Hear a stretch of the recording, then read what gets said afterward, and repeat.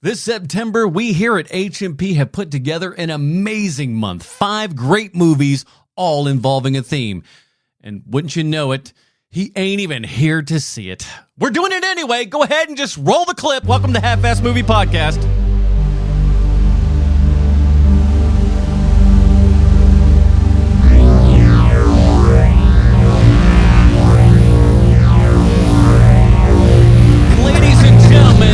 Welcome to Sean Loves Spaceships Month. This week, sir. You have outdone yourself. I go through all of this work, and the son of a bitch doesn't even show up to the show.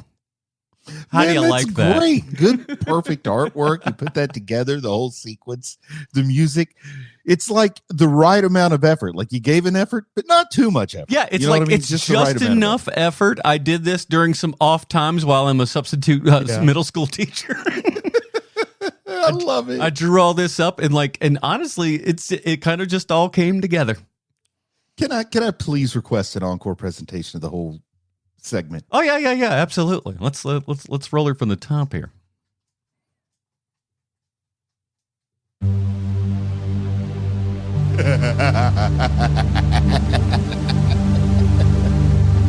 Oh, so perfect.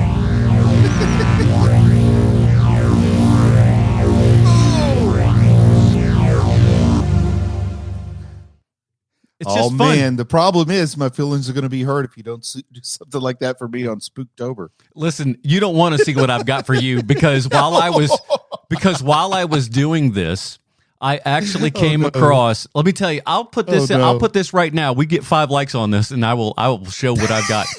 5 likes. That's it, guys. That's how low the bar is. The bar is so damn low, you don't even know. But I was scrolling through the other stuff that I had, and when we came across the original Dirty Babies theme and everything for the podcast and whatnot, I drew the OG Dirty Baby that we all know and love today. But then I also drew another Dirty Baby that was based upon Bruce. Give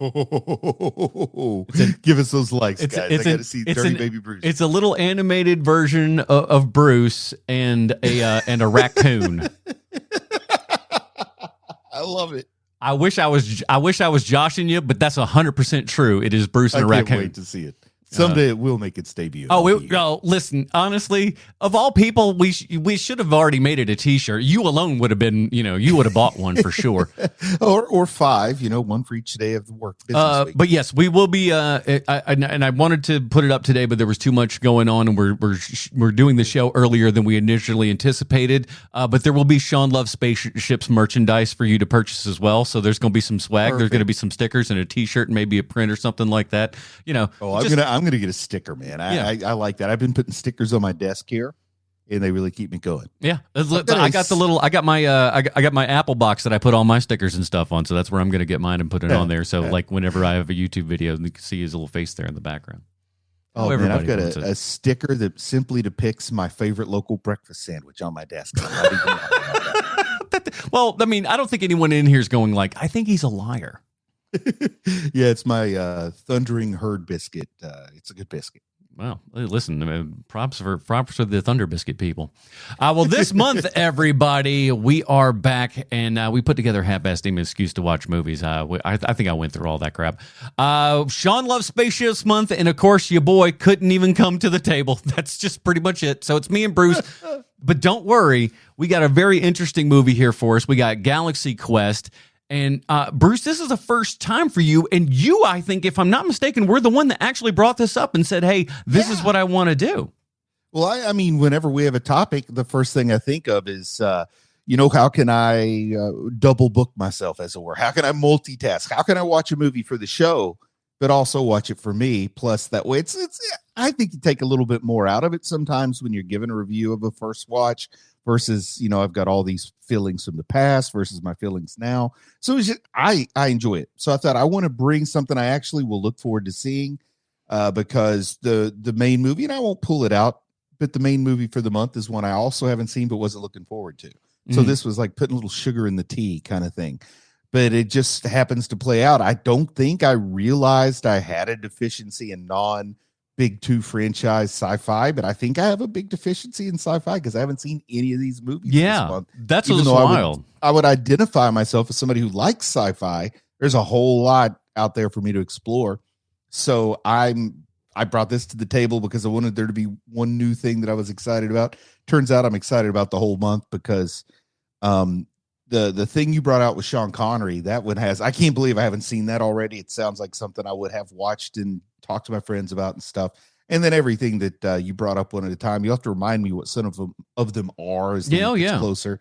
But I haven't seen any of them. So this is going to be an interesting month. I'll get to be the newbie on every single film. It's pretty sweet. And Sean hasn't seen our next week's movie and everything. So we're going to kind of keep rocking and rolling and doing weird and interesting stuff. And that's, again, I love that you get the opportunity to see this movie of all the movies kind of for the very first time, especially given I think even the 25 years from when this movie came out and everything, I think the movie can mean even more now. Let me ask a dumb question. Are we doing the show right now or is this the pre-show? This is the show. We're in it. Okay. Just for some reason, we kind of blended right. Well, it's a new. Well, right, because it's not the normal. Once I saw intro the Sean music. Loves Spaceships logo twice, once I watched that whole thing twice, it erased my memory like Men in Black getting the flash thing in front of your face. So I couldn't remember if you introed the show or if we were prepared to intro the show. So I didn't know if I needed to save it. Either way, it's amazing. I'll take it. I don't need to save it. I want to tell you why I've never watched Galaxy Quest before. Okay. Couple of reasons, but number one, it seemed to embrace more of a TNG aesthetic than a TOS aesthetic when we're talking about Star Trek.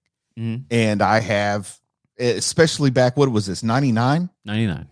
Yeah, so back in the 90s, I still carried some negative baggage with TNG. There was a weird, bristling between TOS fans and TNG fans. It was stupid.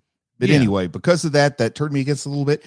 There was also a part of me that was worried that this was just going to be like Tim Allen making fun of sci-fi fans, making fun of the kind of people that go to conventions, and that it was going to be laughing at this particular group instead of a story to lift up this particular group. So there were a lot of reasons why I didn't watch it at first. Then by the time when you start to hear people that do like it and you think I should watch it, but it's, 6-7 years old by then. And then it's just never top of your list to do. And this gave me a good excuse to put it to the top of the list. And I got to watch it. One of the problems though, really is it's a very difficult film to advertise.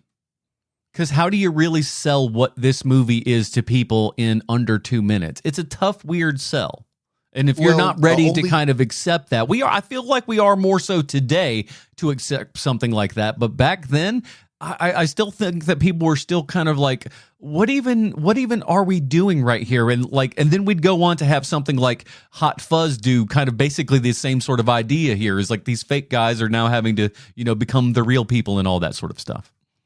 Well, I think that because of that limitation is probably how I got the wrong idea, because all that the trailer tried to communicate the key point that, what if aliens thought that the Star Trek actors were actually space people? I don't know what you call them. Space Patrol, Space Rangers. Space Ranger. I mean, it is Buzz Lightyear we're talking about here, right? So sure. It is a Space Ranger. Or Lightning Brigade. I don't know what they were called. Anyhow, in a trailer, all they can do is say, hey, this is our high. And a lot of high concept movies, particularly made around that time, they didn't really put a lot of effort into having heart or a good story sometimes beyond the high concept. Yeah. But that's what it communicates is a high concept movie where aliens mistake actors for the real deal. Well, we will definitely get into all of this. But before we do want to say a giant thank you to the folks that support us over at patreon.com/HMP. Those awesome folks get pre-show, post-show, and the Dinger Zone. But today's Dinger Zone is actually going to go on this live stream. If you're on our Facebook Live right now, we're Facebook, YouTube. We're a whole bunch of places right now. So if you're on that stream, continue on that after this show, because we're going to be doing a special Dinger Zone. Bruce and I got out to the movie theater to see the new Toxic Avenger movie starring Peter Dinklage and Kevin Bacon. And that's a real thing that happened. It's so good. So we are going to talk about that and spoilerific and all that kind of good stuff. And we're going to We'll chop it off the end of this podcast once the live stream is done here and everything, and then we'll put that actually Dinger Zone up in a video form in the final edit or full edit form as we do with the regular HMP show afterwards, so we can have that up as a nice kind of standalone review there for folks that just kind of want to see our review of Toxic Avenger, because I think we have a lot of fun things to say about that as well. Oh, yeah. So do all that kind of good stuff, and while you're there, man, why don't you drop on by and do us we got our Portress Bucks over here. Portress Bucks. That's right. If you want to drop a super chat in there of $10 or more, that's the Portress Bucks. If not, or you want to go a little bit lower than that, don't worry, we got you poor people too. Portress Petties, watch how they shine. The most evil thank you in the world. Sean plays like he doesn't love it, but like, let me tell you something. He turns it up when he's at the house. He keeps bugging me for the Atmos mix, and I'm like, I don't know how to do that, buddy. And I'm like, I'm telling you, you play that song in reverse and it unleashes a voodoo curse. We've all established that that was created by what's that famous voodoo witch from New Orleans, Madame LaRue or something. All I remember was that was in Trick or Treat, the one with Gene Simmons and Ozzy Osbourne, where they play the record backwards and stuff. That's pretty much what that sounds like. I was thinking Erykah Badu's character in Blues Brothers 2000, that beloved legendary. Oh yeah, get that one too. Hey man, since this here show's on YouTube, we got other stuff on YouTube as well. I got a review coming up. I have to do it this weekend because I've been putting it off for too long, and I need to put it. That's why I'm saying it right now here out loud, to make myself accountable for the things that I actually have to do and put on the slate here and everything. You know how it is sometimes, right? You just got to put yourself under the gun. You got to make it come to life in the real world, or else you don't make it come to life. I'm somebody that you got to put me on a deadline. If you just kind of give me free reign, I'm just gonna run with the wind, dude. I got to be like, you got to be like, hey, it's due by Friday. And then I'll be like, all right, we'll get it done. Even if I get it done in the last minute, I'll get it done. But I need the deadline in order for me to get rolling. So I've now instilled that here on the podcast. So that was more for me than you guys. That's the toughest part of trying to run your special interests in a professional manner. You know what I mean? Mm-hmm. Because you get to do whatever you want, but you have to actually follow through with what you do. Son of a gun. And check out TikTok Trash Tuesday. Every Tuesday, I've done 10 in a row now, where I go on movie TikTok, pull out any kind of movie TikToks related that I see, and I watch about like 5 to 6 seconds of most of them. I don't watch the entirety of them, and I watch them with you live on stream here and everything. And I usually take about 40 minutes worth of TikToks and stretch it out to 2 hours with my blather. So, wow. Listen, I gotta have stuff, and so then I use that to chop up to put on all of our social medias and stuff like that, and that's on the YouTube and stuff. So if you want to even see small snippets of that and not have to watch 2 bloody hours of it, look at all of our shorts and stuff, because I got a lot of shorts that come from those TikTok Trash Tuesdays. So you don't have to watch the whole thing. Go watch all the shorts and stuff like that. Like and subscribe and all that bull crap. That's what I want, man. More eyeballs, damn it. Fun stuff on your TikTok too. We like it. So thank you guys for all of those supporting this here program. And again, as always, patreon.com/HMP. Love you so very much. Let's get into it, Bruce. We are covering Galaxy Quest. Let's hit the old IMDb here. As we know, IMDb always 100% correct in everything they say and or do. The alumni cast of a space opera television series have to play their roles as the real thing when an alien race needs their help. However, they also have to defend both Earth and the alien race from a reptilian warlord. Little bit wordy there, IMDb. You're not wrong. It's not wrong, but it's a little wordy. I would say you just take that reptilian word out. You get the same thing across with fewer syllables. Yeah. I mean, listen, listen, it's for IMDb, I'm going to say 5 out of 10. 5 out of 10 for them. Well, it's about their actually, average. IMDb, if you understand the lore of the species, they were evolved from insects and not reptiles. Idiots. This is written by David Howard, who first wrote the screenplay on spec. This was a spec screenplay. He had no prior experience with anything. It sold big time. People really, really liked it, but it was not this movie that you actually see here, because that was then given to, they were just told the idea of the story to Robert Gordon. He wrote Addicted to Love with Meg Ryan and Matthew Broderick, which, by the way, is a Griffin Dunn movie. Did you know that? I had no clue. That's really, I was like, wow, he directed that. Interesting.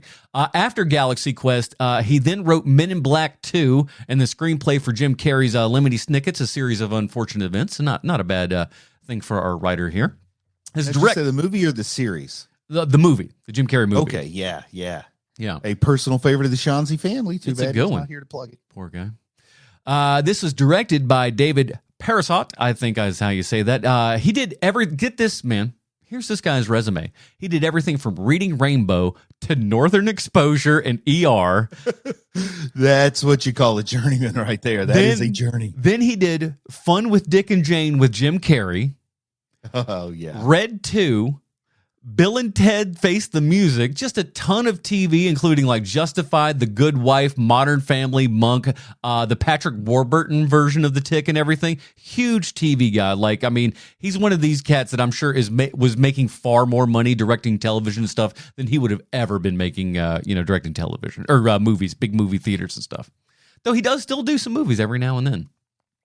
Man, I love directors like that. I just imagine what an interesting person they had got to be in real life to have that kind of range as a director. Yeah, it's like, I'll just go anywhere and do anything. I don't care. Why not? There's no conversation that pops up that they haven't directed similar situation. It's like, well, whether you're battling aliens or trying to tie your shoes, they've done it on screen. We need somebody to direct a Rizzoli and Isles. Quick, get them out. We need him for the spinoff Rizzoli time. No more Isles. Isles is dead in this spinoff. Isles is a whore. This is starring. I don't even know which one is Eyes, but they're all Isles as far as I'm concerned.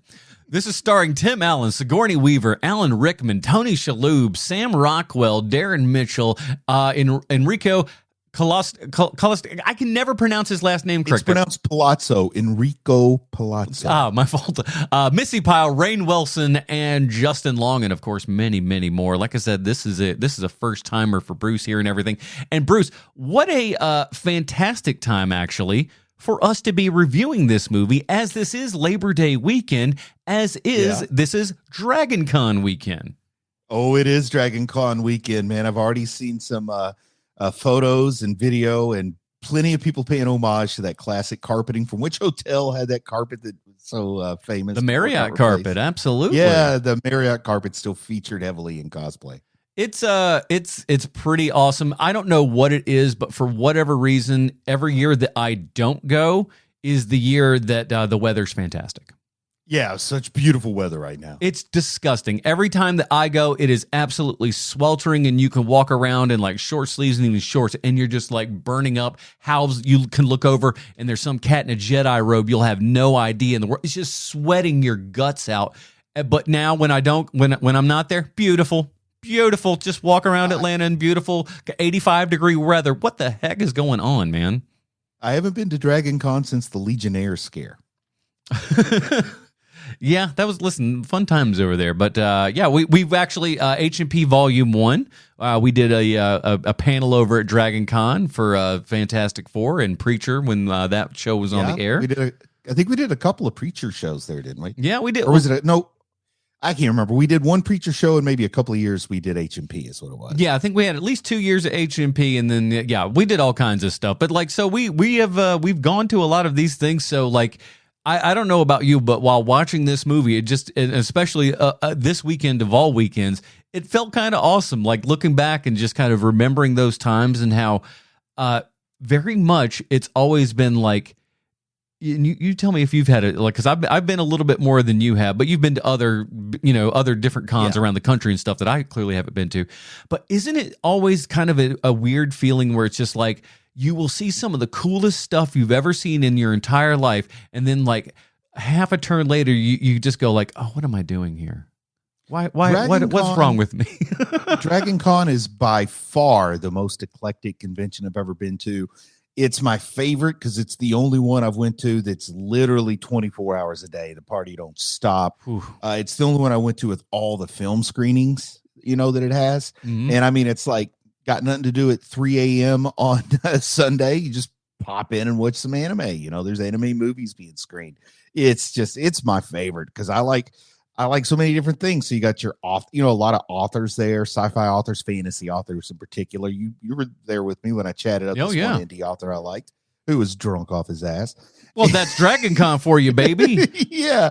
And, I saw Mitch Paletti walking around drunk up top on the top floor of the Marriott one year. So it happens to everybody, Yeah, I got to meet Jim Butcher at a screening of a Dresden Files fan film. I mean, so much of everything, plus all the comic book stuff is there, all the movie stuff, tons of horror stuff. We were part of the horror track when we did the Preacher podcast, and I love that. I mean, it's just writers meet comic book artists, meet TV stars, meet movie people, meet Dungeons and Dragons. I got this whole gaming section where I've always go and play D&D when I'm at Dragon Con. It's beautiful, man. Yeah. I'm sorry.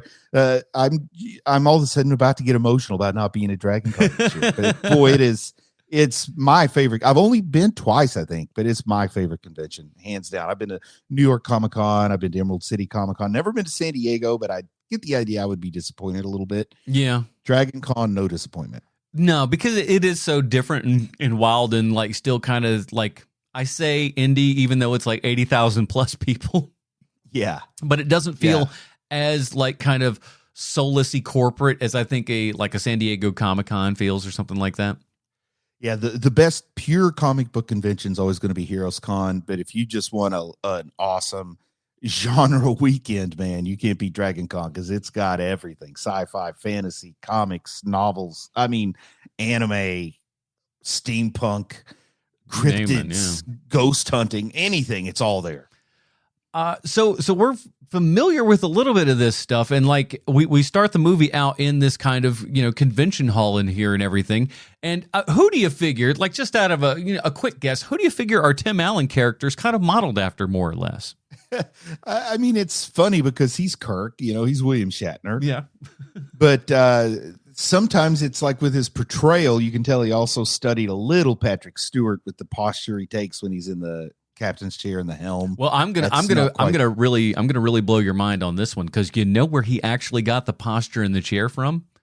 And where? This story actually comes from Tim Allen talking about how years later he would actually meet with Shatner and everything. And Shatner was like a big fan. He liked it. He thought the movie was really great. And he's just like, cool. He's like, and obviously we all know Shatner is a big, egomaniac and everything. So like, yeah, you were doing me. And he was just like us, with the sitting there and everything.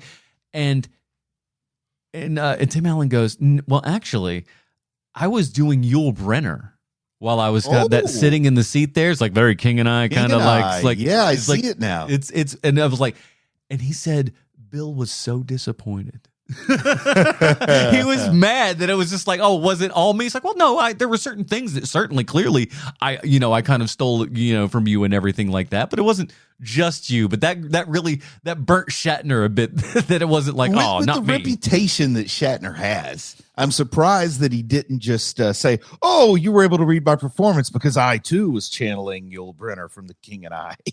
I was not the king of Siam. I was the king of the United Federations of Planets, baby. Same basic sort of thing. It's one level deeper. That's all it is. If only he'd said he was doing Zap Brannigan, then I would have been there. But so I don't know. For me, it's fun kind of seeing this world and having this real kind of what I would call one of the more actual human moments in Tim Allen's career here and everything. And this is sort of based upon like mildly the scenario that we walk into where he's at the convention and whatnot. And he has to go to the bathroom. And of course, he's given his whole big performance and everything. They've cut him off, but he ends up going into the bathroom. And there's 3 Klingons that are standing at the urinals, which the writer themselves said when they went to a Comic-Con, that's what happened to them. And they were like, well, that's going in the movie.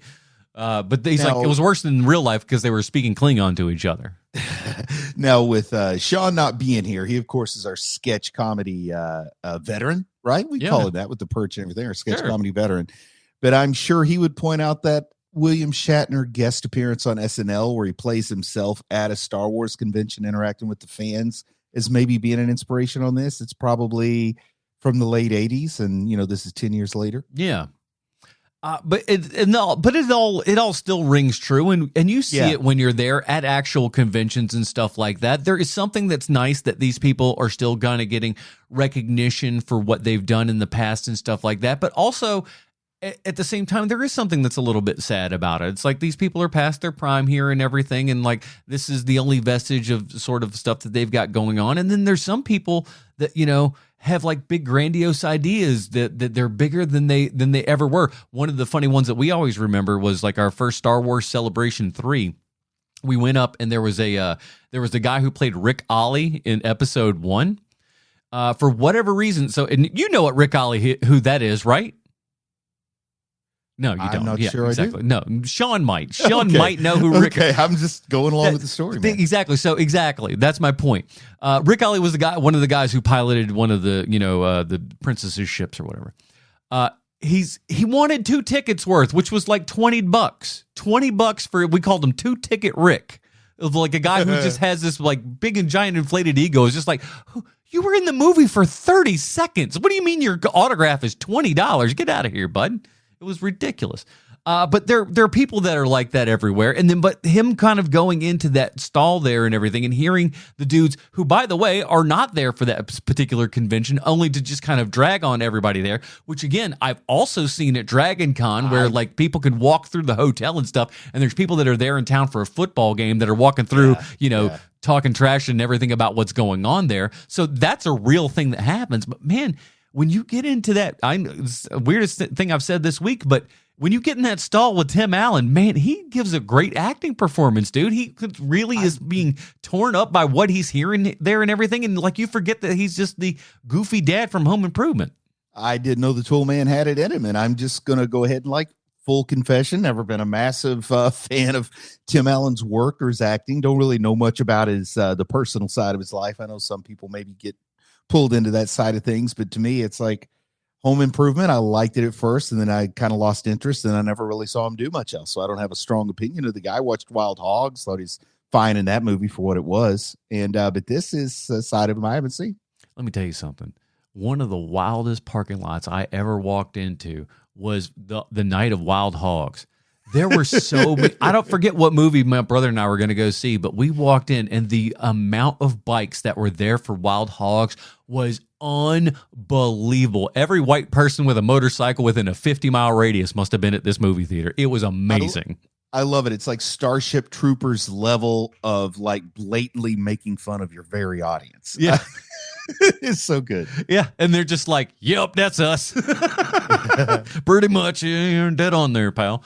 And that's what this movie feels like. It's like a dead on with all of the nerds and stuff that are in this. And when we get our fake nerds coming, well, what we find out are, later to be aliens and everything that are coming up and stuff. What a great performance that Enrico's given here. I know him mostly from Just Shoot Me from back in the day. That's my kind of a touch point with him. Which one are you talking about? Your main alien there, Just Shoot Me. Grebthar. Oh, he was from Just Shoot Me. I didn't realize that. Yeah, I used to watch Just Shoot Me, but I didn't recognize. Well, he was Crystal's bald. Wigs. I didn't recognize Missy Pyle at first either. Yeah, exactly. And Rainn Wilson, I expected to have a much bigger role considering who he came to be, but he's almost no lines in this. It seems like. I think he's got 4 or 5, but he looks like he's 17. He looks so young in this movie. The whole time I'm watching it, though, do you know who I'm thinking would have been a perfect member of that alien race? I'm not sure if it would have been old enough at that point in time, but if Bill Hader doesn't kind of look like one of those Thermians or whatever they're called, just like naturally. Oh yeah, absolutely. He would be keen for that all day long. I would say he was probably perfect for it. Yeah, he's probably just a little too young for this. He'd look more like Justin Long than Rainn Justin Wilson. Long. Pretty good in this movie, man. This is one of his first ones here and everything. Speaking of which, again, more weird convention stuff. So dig this.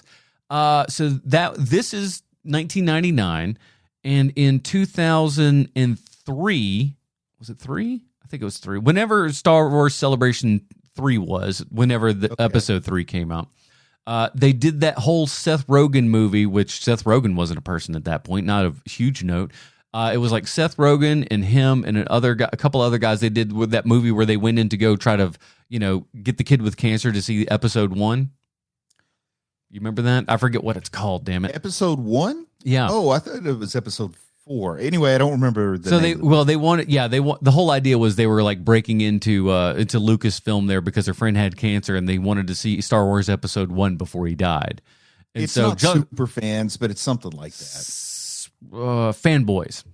Fanboys, that's it. Yep. Yeah. I had to dig through the archives. I saw it and got it and everything.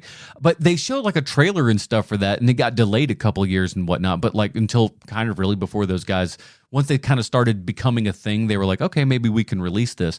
But Justin Long and Seth Rogen and stuff were at that panel. You wouldn't know who they are. Now looking back, it's like, oh, look at all of these kind of future stars that were at this stupid Star Wars panel that like 75 people maybe were at. Oh, that's awesome. Cool times. Same thing happened with Robot Chicken that year. Robot Chicken, there was nobody, like, no one was there. It was like in a small little conference room. There was no one in there. And as I was leaving, Dennis Murin passed me. And I was like, what? That's some of the funnest things about conventions, though. You never know who you're on an elevator with. You never know you're going to be next to at the urinal. It's goofy, but it's also kind of surreal, you know? Yeah. Captain Jack from you're on an Doctor Who. elevator with you're on an elevator with the original Hulk, right? Didn't you get on a Vader with Lou Ferrigno once? Oh yeah, Lou Ferrigno. Lou Ferrigno's something else, boy. That's a cat and a half right there. I won't even go into half of those stories. But him and Mitch Pileggi were talking about like exercise routines. Like, oh man, what a shocker, pun intended. I like to do this for my belt, for my delts and stuff. And you're like, what are you even talking about, dude? So what do you think about the kind of this is just the nerd part question, the thing that Sean would get bananas about, and he's not here, but that's why I'm doing it. What do you think about the aspect ratio change? Did that kind of like, I mentioned it before we kind of watched the movie here and everything, so maybe I kind of primed you for it. You primed me for it, and I totally didn't even miss it. I mean, I totally didn't even see it. I missed it. I am just not an aspect ratio guy. Like if it goes from square to rectangle, I'll notice that. When I watched Ben-Hur when I was a kid on the old tube TV, and then they brought out the chariot race and it got super panoramic. Yeah, you notice that when your TV screen turns into a ribbon. Because otherwise it would just be like a bunch of flash. Like, what am I even looking at? Like, oh boys, this movie made a lot of money for showing horse hooves. But yeah, I didn't even notice it. I am so like dumb to things I shouldn't be dumb to, but I am. I'll say this, the movie, as far as like special effects, because that's when we go to the full widescreen aspect ratio and everything, is once we kind of have that full space reveal here and everything, and he realizes, oh, this just isn't some sort of set or whatever. I am like literally on a spaceship here and everything. Then it goes full widescreen. Yeah. And it looks great. Like for a movie that is 25 years old, the special effects are actually hold up pretty darn well. And I think it also helps that they're kind of going for a little bit of a TNG aesthetic. So you give it a little bit of a pass on the effects too, because the effects aren't the purpose of the movie. Like this isn't a straightforward science fiction space adventure. So you're allowed to be a little, you're allowed to feel like it is less expensive effects, but you're not allowed to have less expensive effects. Yeah. If that makes sense at all.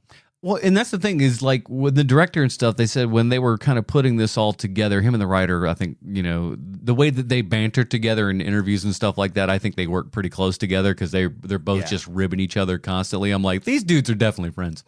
Because like you wouldn't let a stranger talk about you like that. Oh yeah. So I'm like, these guys are buddies. 13 years of podcast experience. I know exactly the kind of ribbon you're talking exactly. About. So there's just like, oh, okay, these guys are cool.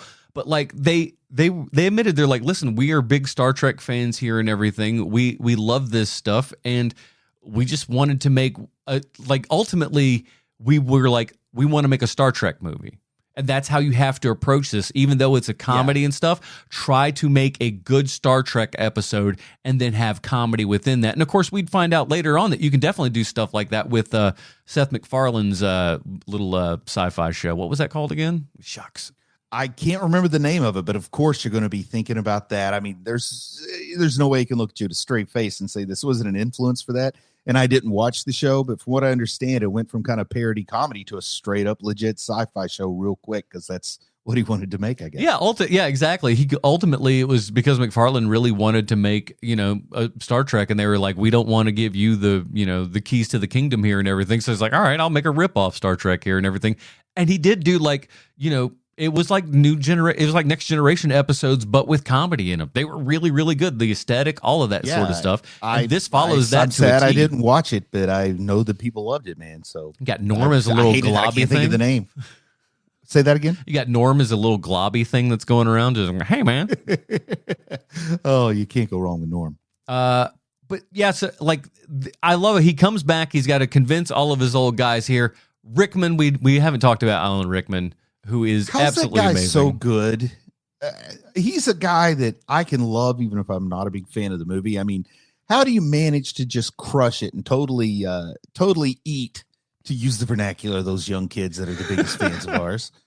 But how do you totally eat in Harry Potter, Die Hard, and Galaxy Quest? Like that's some range on an actor right there. And Love Actually, director. Don't forget that. What's that? Love Actually, don't forget that. Oh, Love Actually, yeah, that belongs in the conversation more than Galaxy Quest does. Yeah. So, and strangely, he crushes every role while strangely kind of being the same guy. I can't explain it. That's some of the art form of acting that you just can't quantify. You heard it here, everybody. Love Actually, Hans Gruber might as well be the same person, Bruce Leslie. You know it, baby. He's got that face and all. You know how that works. You know, he's got the fancy boy accent. He's really great at playing, and you would imagine this, and and he even says in like some interviews and stuff like that, he's like, "Listen, I'm not gonna lie to you and tell you that I wasn't kind of pulling from some life experiences and stuff here. It's just like, listen, you're an actor, you do what you got to do, you kind of got to like roll with the punches here and everything." And he's just like, "Yeah, so I definitely pulled from some of that."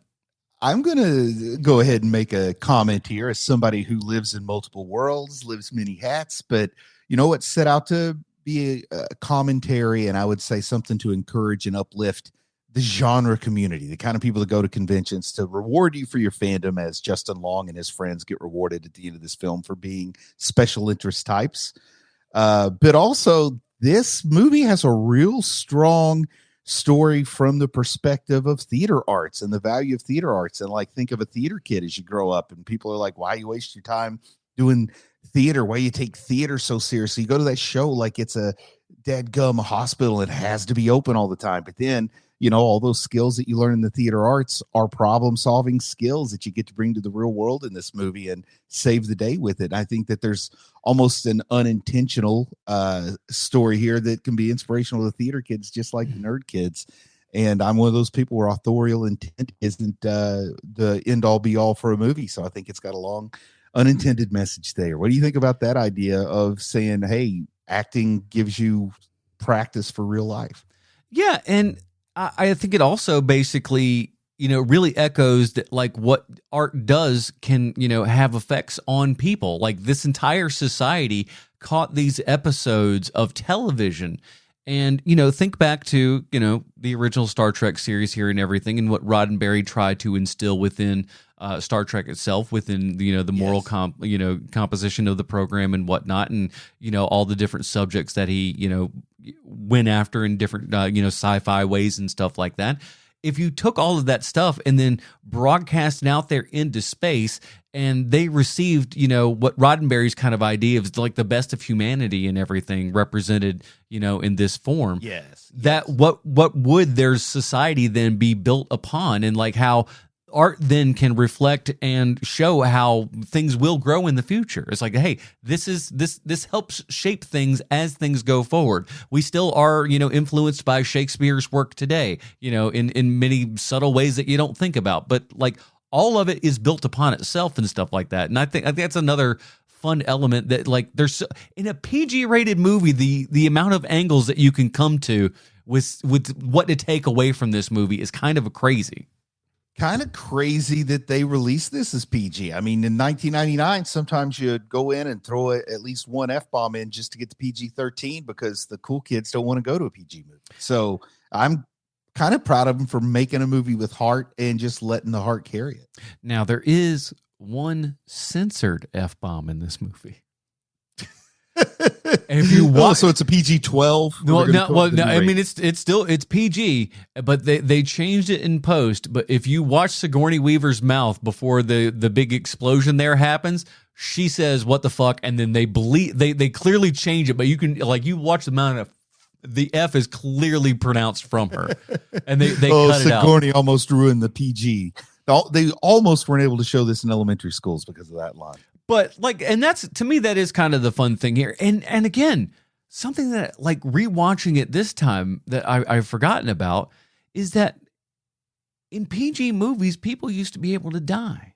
Like, and these aren't even animated people. You can't kill an animated person in a PG movie today. But like these are live action people in a PG movie, and there's several deaths in this movie.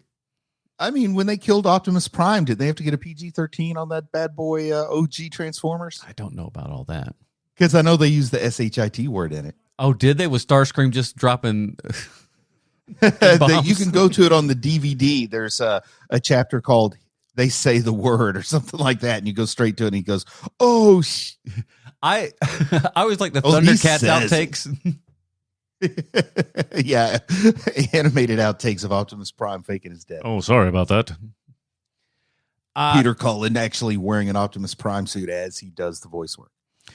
But I like how, just the actual arc of Tim Allen's character here and everything. And again, talk about pulling from somebody's life here and everything. This is like just as Tim Allen is getting off of television, he's got a giant hit television show that's gone away now and everything. And you got to start thinking like, what's going to happen at this point? Am I going to do anything? Because, you're way up here. Is there a possibility that you're then going to go do the exact same thing in movies? That's pretty low. So he himself was doing the Christmas convention circuit as Santa Claus at this point. So he's drawing on first hand. He's like, if I have to give another autograph as Santa Claus. Too many Santa Claus gigs. I knew. Yeah, but no, I didn't even think about that angle, that he might be drawing a little bit from his old fears of what if at the end of my career all I am is Tim the Toolman Taylor, like I'm just doing throwback spots where isn't it cool that we're going to have him on Love Boat as a Toolman type. Yeah, and think about but at the same time too, it comes down to think about conventions and everything of the people that are there. I'll put him up here. Anthony Daniels is numero uno to me. It's just like you're known as C-3PO. C-3PO is the thing that you've only really ever done. You've done it a whole bunch of times, thankfully for you and hopefully your pocket, it sounds like. But Anthony Daniels is a bit of a jerk. I've heard nothing but people with bad experiences with him. And when you see him, heard that too. When you see him in person, I've seen his kind of his speech, if you will. It is one of the most actory bullshit things you've ever heard in your entire life. It's so corny, so self-aggrandizing, and it's like, brother, you played C-3PO, man. What are you talking about? Why are you so I understand, but I understand that it's what he's got, but man, oh man, the self-importance that's there, and there's those guys, but then there's guys that are just, that are absolutely cool with it. So there's not, there are, the guy who played Admiral Akbar was a sweetheart. That was the best guy in the world. And when we told him, said, hey, write a little word bubble above his head that says it's a trap. And he goes, listen to me. I've been doing this for 20 years. And I've been writing it's a trap on all of these things. But you're the first one ever that said put it in a word bubble.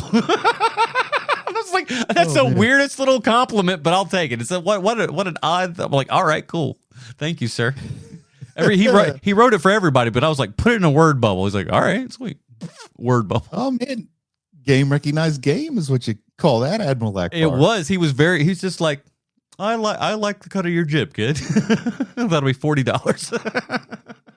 So I'll say the first half of this movie, maybe almost the first two acts, but I'm watching this movie and it's good enough. And I'm kind of taking some things away from it. I'm thinking about some themes, it's exploring, whatever.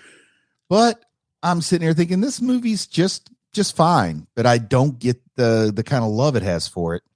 And then the turn happens. And for me, that turn, when this movie starts to feel a little bit special, is when you notice that Tim Allen and the rest of his castmates / crewmates actually care about the Thermians. And then that almost gives the audience permission to care about the Thermians. And then this becomes a movie and a story about saving the Thermians, not about look at these actors put in this unusual situation.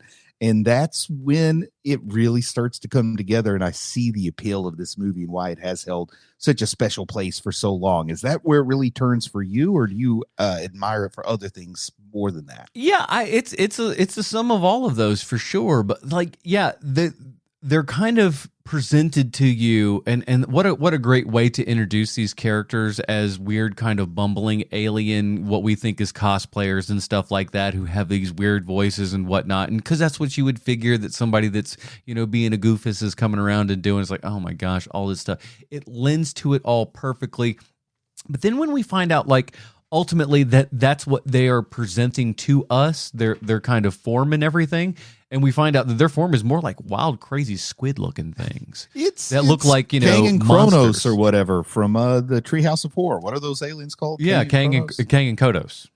Kodos, okay. Don't Kronos blame is me. a totally different guy. He's like the God of War in that game, God of War. I almost couldn't think of the name of the game. He was in there. He's that God of War, and what the hell is the name of that tank? That's almost the road we went down, Adam. I'm not too proud to admit that. But third base. Anyway, yeah, that's what they look like. They're these tentacle beasts, and I started to think about all the fandoms. Well, there is that whole tentacle porn fandom when Tony Shalhoub is making out with Missy Pyle there. Very cool effects. I love the way that looks and everything. She's the perfect person to cast for this because she's a beautiful woman, but she's also very tall and very just interesting looking. Her features are interesting. I knew people that I knew people that knew her and stuff like that were like family members or whatever. And from everything I've heard, she's the sweetest person in the world. Is she a Carolina girl? Yeah, she's like around the areas and stuff like that. But it was I love her. She always brings a weird, interesting energy, be it this or she was my favorite thing in the Tim Burton Willy Wonka movie and everything, where she plays the mom who does all the baton twirling and stuff like that. It's just like, what a stupid, weird character. I absolutely love it. And she's the only type of person that could play stuff like this. And I love that she's in this. She's great. Yeah, she's good in that kind of hot in a cartoonish fashion or something. Yes. She plays a good character. Mm-hmm. I don't think I can recall anything where she's had a lead. You know what I mean? It's really been built around her, but she's a great character actor. Oh yeah. She's super fun there. Oh, we forgot to mention. Tony Shalhoub's performance in this. It's a different. I mean, of course, I think at this point people know Tony Shalhoub, pretty talented guy, but he really gives us an interesting, quiet, unconfident, understated performance here. What'd you think of him? It's interesting, and I was watching it this time, and I was like, I saw it a little differently than previous, and I was curious. I was curious about his performance. So while watching the special features on the 4K here and everything, I found out first and foremost that I thought for sure I was watching this going like, is he playing high? Because that's what it feels like. Feels like he's stoned throughout the movie. It turns out he's not. According to them. Like he may be some sort of weird, burned out on everything, but also he's playing a guy who's playing an Asian character in his Star Trek ripoff. I noticed that his officer name, his character name was like Quan. Yeah. And I started to think, wait, are we supposed to believe Tony Shalhoub's Asian? Yes and no. No, in as much as his character is playing someone who is playing Asian. That's why he's going like in his like close up and everything. He's squinting really hard, and it looks all awkward and weird. It's so strange. But then you go to that part's a weird choice. That part I'm going to just say is a weird choice. He didn't, but like even he was like in the interviews and stuff. He's like, listen, I was like, this is like an Asian character. I'm not playing an Asian character. And then like somebody kind of explained the idea, and he's like, oh, like he put it together. It's like, all right, I think I can do that. That makes a little bit more. It's like Robert Downey Jr. playing blackface in Tropic Thunder. It's like, all right, listen, if you can kind of wrap your head around why you're doing it, you can make some sense of it. Yeah, it's just I just found it funny, but I guess at least with Tony Shalhoub, you can say, well, there's some ethnicity there, so you can't come down on us as hard as if it was RDJ. Yeah, but such a weird and strange performance. Like on the ship is going down here and everything, and everybody's freaking out, and he's over here like eating snacks. Just stupid little things like that. Just a great weird performance overall. Sam Rockwell, amazing as always. So that was the next person I was going to mention to you, is Sam Rockwell.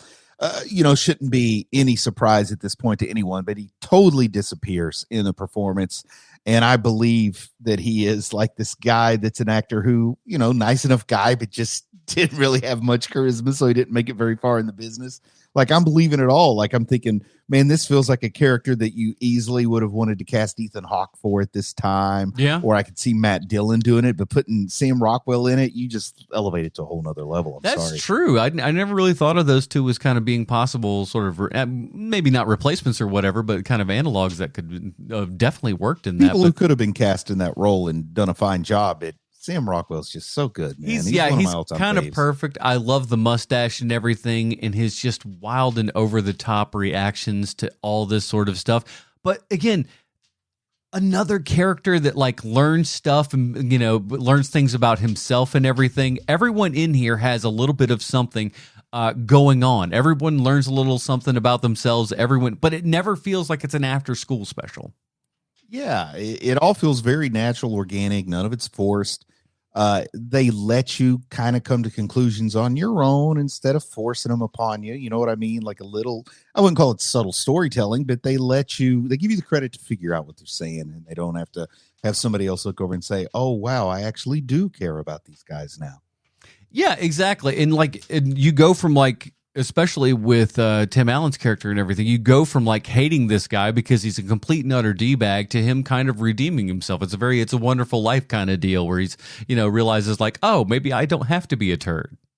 And they do have some fun scenes. I mean, this movie is a comedy, and they do give us a few chuckles here and there. I really liked it when Alan Rickman's character has that real heroic moment where him and the Thermian manage to save the people. And when they open it, they all give credit to the captain or the commander or whatever. They're like, oh, the commander has saved us. And I like their little vertical or horizontal clapping rather than vertical because they're tentacled beasts. And when they walk into the room as a group, you see them using their arms to let you know that there are tentacles up there we're not seeing. There were a lot of like just very smart things that they were thinking about. And like you said, our main kind of villain here and everything. What an awesome costume and everything that they've done with this sort of thing. And we're at that time where this is probably one of the few last times you're going to have a real honest to God, amazing looking costume and stuff like this.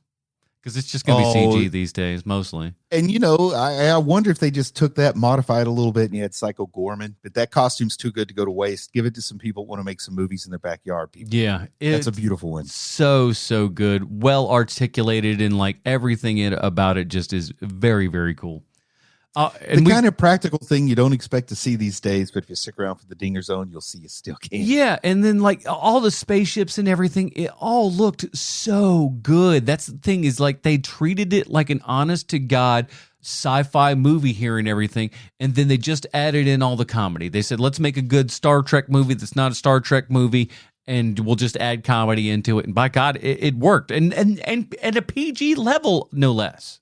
And didn't that feel like the most Captain Kirk solution to the plan there at the end? I mean, it felt like a Star Trek solution where, yeah, we're unarmed, but we're dragging all these mines with us. So we're going to bring you down with your own weapon. That's the kind of poetic thing that would happen in a well-written Star Trek movie. You know what I mean? Yeah, and that was always kind of the fun thing, maneuver. Is like the solution was always kind of like, well, what did we do? What did we do on the show? How do we fix our current situation now based upon things that we've done in the past? Like it's again, more levels of stuff that they are putting onto this thing that I think, and because it's PG rated in here and everything, I think a lot of kids should see this, because it's like, there's some good lessons in here that aren't hitting you over the head, but boy, are clear enough that I think, any 10, 11-year-old's going to watch this and go like, oh yeah, I might learn a little something.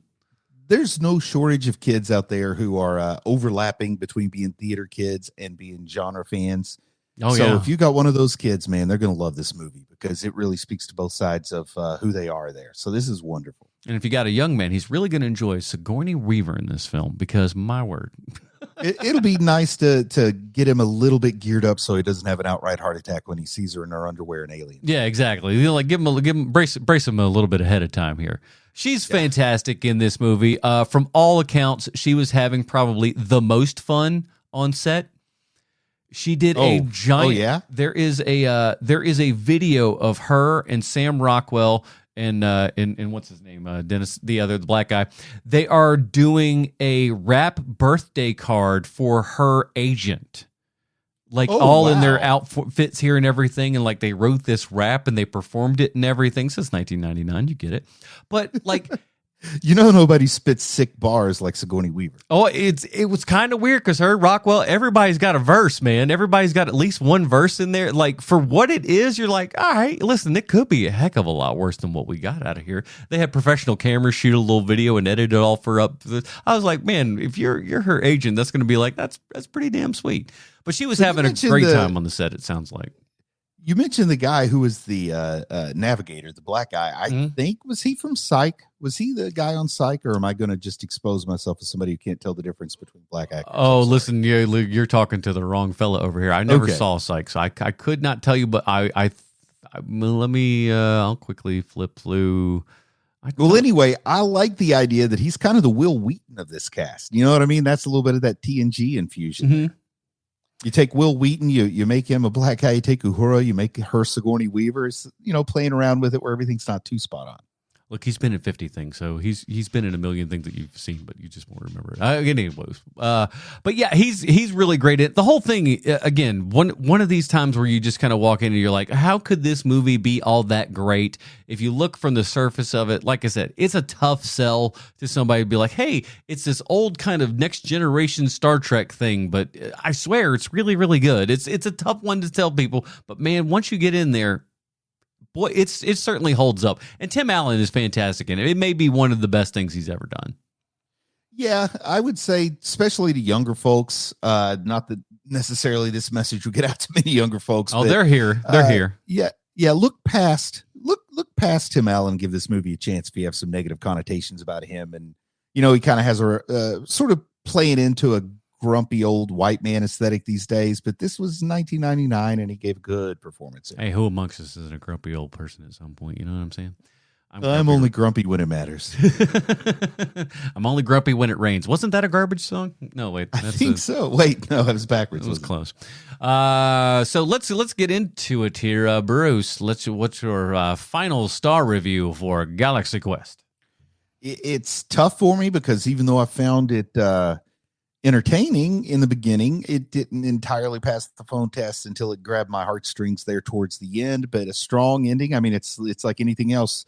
Doesn't matter how you start off, it's how you finish that really counts. And it does have a strong ending.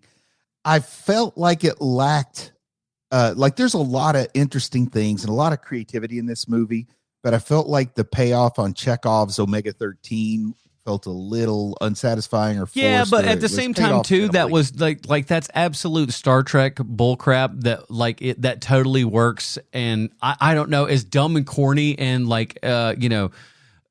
Ghost in the Machine, as it were, for everything that just kind of gets you out of this jam. It's corny. I like it. I don't I I'm going to go 3.75, just short of 4. My word, 3.75. For me, Galaxy. No, I'll go 4. I feel bad now when I hear that out loud. I'll go 4. He's a generous man. I feel like I can't not go 5 stars on this. It's not a movie that I watched like religiously or anything. I'd seen it I think when it first came out on video, and then maybe one other time, and then it'd been just a very long stretch of not seeing it, and seeing it again here on the Bronson's trying to hit me now. On the 4K here and everything with this brand new transfer. It looks fantastic, and it felt like being in a 11th grader again. You know who else gave this movie 5 stars? Who's that? David Mamet. It's one of his 4 favorite films. Right. Sweet Shanzi wanted to make sure we didn't forget that David Mamet, and I'll be daggone if I didn't forget it until just right this minute. But I don't remember do you remember the other 3 films David Mamet liked? It was I don't know, it wasn't Gone with the Wind, but no, but it was like Black and White Sensibility epic. Or some crap like that. And then you're like, and Galaxy Quest. Yeah, it starts out Birth of a Nation. No, it's not that. There's something. There's real smart things that you would tell Letterboxd in an interview to make yourself sound smart and everything. If that ever comes to me, they're just getting the most obvious answers in the world, and I'm going to be like, yeah, I'm not ashamed of any of that. Shut up. I'm not put on airs for you buttholes. But until they say your top 4 for like a specific genre or something like that. Can tell I've worked out any situation where the letterbox people show up. I've got answers ready for them. I think you could ask me once a week for 52 consecutive weeks, and I would not have the same answer any given week. So that's my problem. Yeah, listen, consistency. You gotta have at least a little bit of it. I'm consistently inconsistent. Always. So did I say 5 stars? Yeah, I'm going to go 5 stars on this bad boy. It's a delight. And again, this feels like you could just kind of put this on even in the background kind of movie. Even if you're not fully paying attention, you can look at all the cool moments and stuff like that. And there's enough fun that's going on with it. Like I said, Sam Rockwell just kind of stealing the show and everything, just as what a great character that's, referencing just the guy that we all know that's in there for like 3 seconds, but builds his entire career and life and everything on it. And then, but still kind of wants to get somewhere. I love it. It's good stuff. Yeah. Good stuff.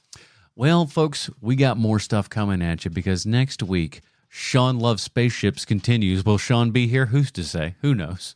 But we're going to be checking out High Life from, I want to say it was 2018, if memory serves. Never heard of it, man. It just totally missed me. This is, it was a very independent kind of feature and everything. We saw it in a little art house background. I'll talk all about that last week because it was an interesting experience and everything. And we'll get into High Life, a Robert Pattinson movie. I tell you what, man, when Robert Pattinson was hitting in the twilight and everything, everybody was just like, oh boy, oh boy, oh boy. And I was just like, I don't know about all of this, but man, he's been putting out some amazing stuff post Twilight to where it's just like that dude can just do whatever he wants at this point. I'm kind of on board with checking out whatever he's doing. I like him as Batman. I haven't seen The Lighthouse though, but I did like that Mickey 17. So I want you to also see Good Time. That's the one from the Safdie brothers. A spoiler alert, not a good time. So the Safdie brothers made a film with Pattinson? Yeah, that was a big one. Like low budget, it's nothing. He plays like kind of a bank robber and a bad guy and stuff like that. It is a fantastic movie. You'll probably just watch it once. But are you looking forward to the Safdies with The Rock? Yeah, man. If there's anybody that can do it, like I'll take. It's only one of the brothers, so we only got half the team. But if there's anybody that can put The Rock over into something that might be good, it might be a Safdie brothers. This one's by and here's to say nobody says that HMP isn't diverse and everything. This is a Claire Dennis movie, so this is a lady. We got a lady director on this and everything. So we're diversifying ourselves, folks. We're not only going to space, we're doing it with the ladies. That sounded dirtier than I wanted it to. That is it, everybody. Join us next week for High Life. Bruce, what else? Plug some stuff here before I get everything ready. Come check out my TikTok. I put up one TikTok a week. You can count on it. You can set your calendar to it. So come check it out. It's Bruce Leslie AD on TikTok. And, of course, you can check out all of our other stuff, my TikTok, HMP's Instagram, and, of course, follow us on Facebook, all of those fun things. We really appreciate all of you guys. We are over 20,000 subscribers on YouTube, everybody. Thank you guys so much for making that happen. Make sure you hit that like and subscribe button. Comment on this episode because I want to do it at the end of the episode to see how far people get. I don't think we'll ever see any of these comments. So what do you want the secret word to be in the comments, Bruce? Barnschnoggle. You got to make it something they can fucking write, dude. Corn. All right, so write the word corn in the comments if you made it this far in the thing. I just want to see. I don't think we'll have any. I just it's his experiment. So check us out there. All the links are in the show notes for everything. That is it, everybody. Join us with the possible Sweet Shanta Kovacs next week for High Life from 2018 for the absent Sweet Shanta Kovacs from the internet. Bruce Leslie, I'm Adam Portras, reminding you to get out there and watch some space movies, you dirty babies.